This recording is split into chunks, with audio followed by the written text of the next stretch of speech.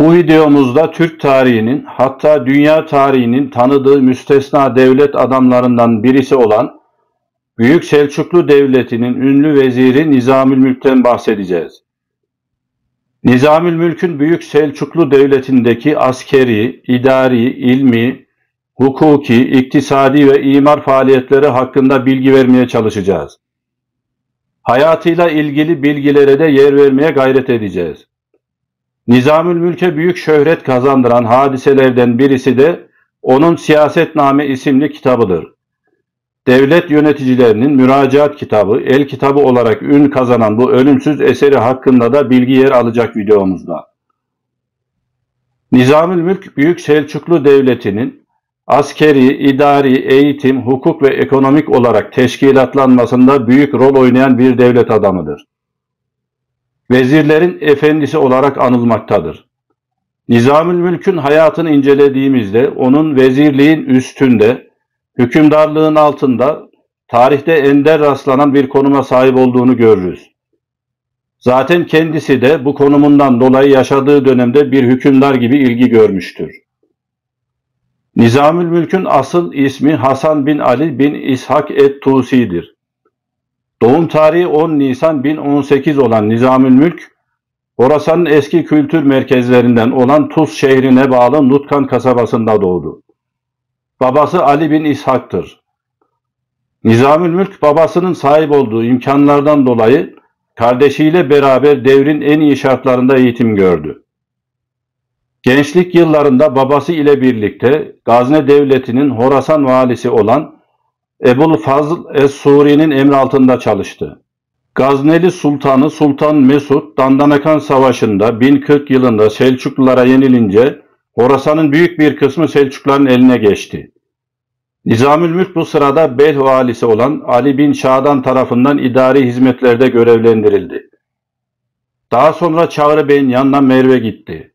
Kendisinden büyük yakınlık gördü. Çağrı Bey Nizamülmülk'ü Alparslan'a takdim ederken onu bir baba gibi kabul etmesini istediği rivayet edilir. Nizamülmülk Çağrı Bey'in ölümünden sonra Tuğrul Bey döneminde Horasan'ı idare etti. Alparslan'ın kardeşi Süleyman ile giriştiği taht mücadelesinde Alparslan'ın yanında yer aldı. İdari ve siyasi kabiliyetleriyle Alparslan'ın dikkatini çekti. Alparslan tahta çıktıktan kısa bir süre sonra Vezir Kunduri'yi azlederek yerine Nizamülmülk'ü tayin etti.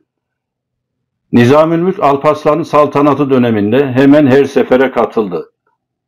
Bu seferlerin kazanılmasında ve Kutalmış isyanının bastırılmasında önemli rol oynadı.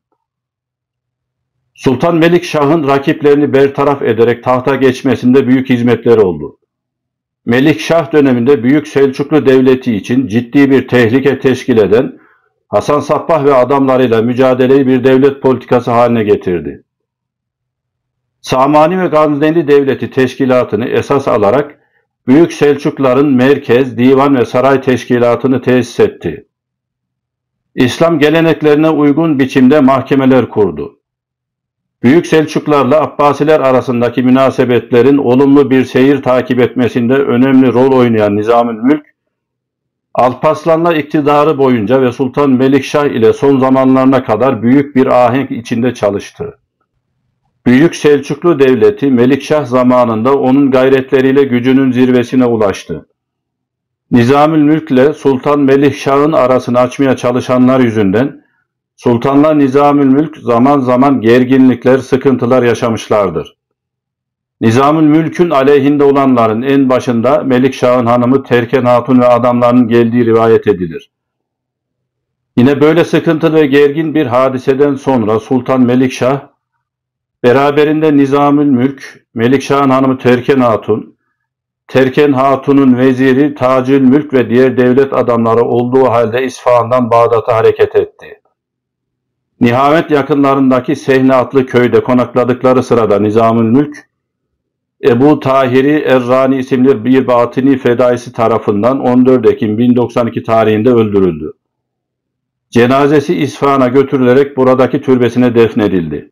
Katili bu cinayete azmettirenler arasında Melikşah'ın, Terken Hatun'un ve Hasan Sabbah'ın bulunduğu rivayet edilir.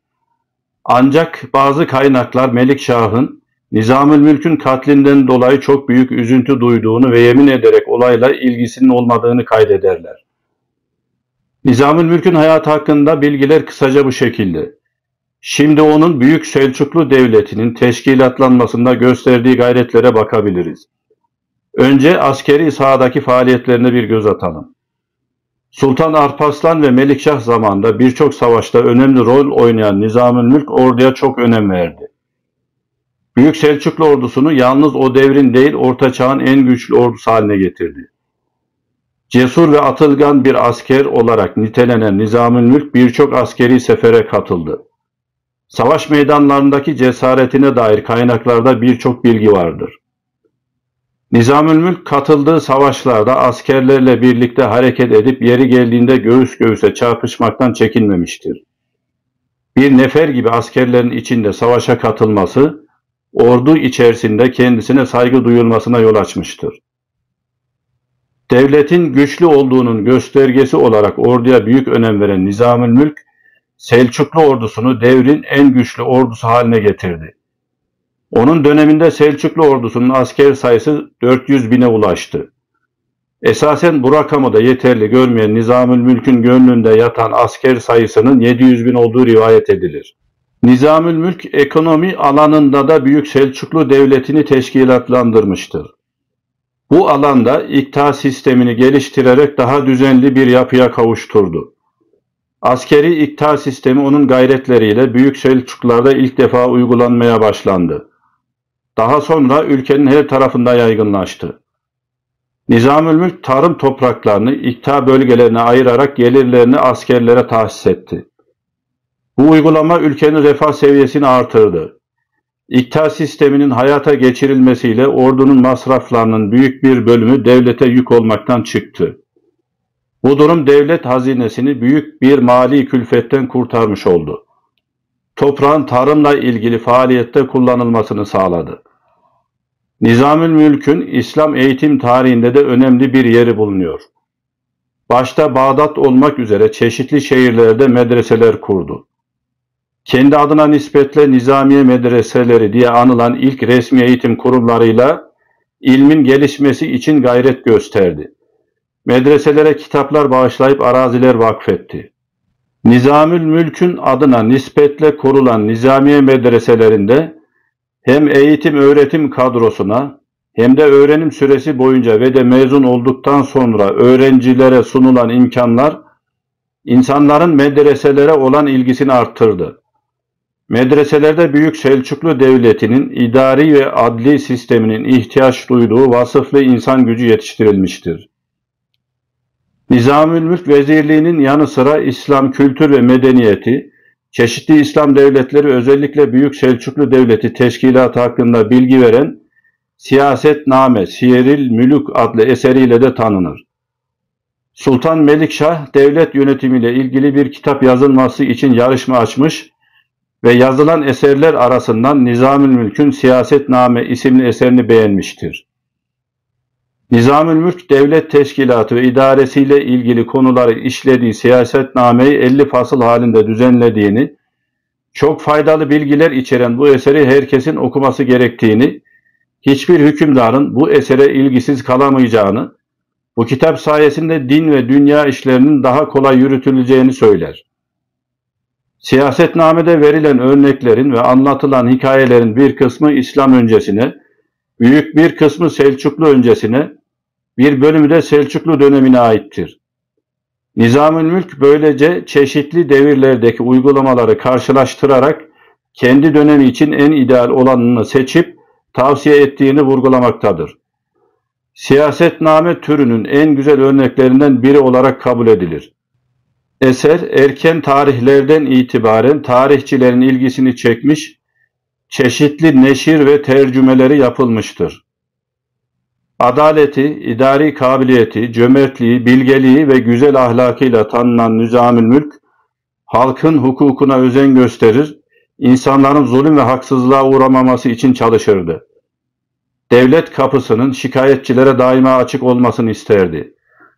Alimlere ve sufilere saygı gösterir, onları ayakta karşılar ve sohbet meclislerine katılmaktan zevk alırdı. Nizamülmülk fakirlere sofrasını açan, onlarla diyalog kurarak gönüllerini kazanan, toplumun her türlü ihtiyacının çözümünü düşünerek bu yönde adımlar atan bir şahsiyettir. Devlet adamlığının tam anlamıyla hakkını veren bir şahsiyet olan Nizamülmülk'ü misafir ettiğimiz bu videomuzun da sonuna gelmiş bulunuyoruz. Kendisini hayırla yad ediyoruz. Tekrar görüşmek üzere, hoşça kalın.